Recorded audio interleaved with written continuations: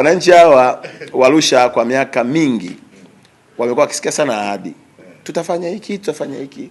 Sasa mimi nilisema kwa ujasiri mkubwa kabisa, najua kwamba upo unayeweza kufuatilia mambo yakatokea. Kwa hiyo hawatatusikia huko majukwaani, bali wataona matokeo yakifanyika.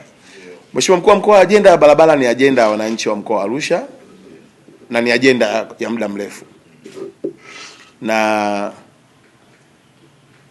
siasa zilizokuwepo, hasa siasa za kiupinzani, ziliwanyima fursa wananchi wa jimbo la Arusha kupata barabara. Mivutano ile, migogoro ile, wakajikuta miaka ile ya nyuma yote wenzao wanatandikiwa lami, huku watu bado wanavutana kwenye mibishano ya kisiasa. Nafikiri sasa ni wakati sahihi tuwalipe wema wananchi wa jimbo la Arusha kwa wema wao wa kukubali kukichagua Chama cha Mapinduzi. Tumekaa sisi kwenye baraza letu la madiwani, nikamwambia Mheshimiwa Meya, wakati tunaomba serikali kuu tushike mkono hasa kuelekea Afcon, na sisi huku ndani tujipige basi, tuanze kuonyesha sisi wenyewe kutokana na mapato yetu ya ndani tunawekeza kiasi gani kwenye jambo ambalo linawakera wananchi wa jimbo la Arusha.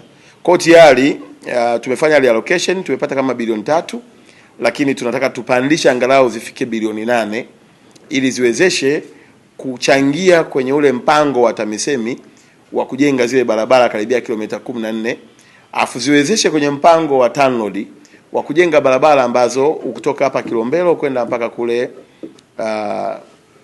Kisongo kwa njia 4 ambayo ina takriban urefu wa kilomita 9.3, kwa sababu inachukua na hiki kipande cha hapa chuo cha ufundi hapa.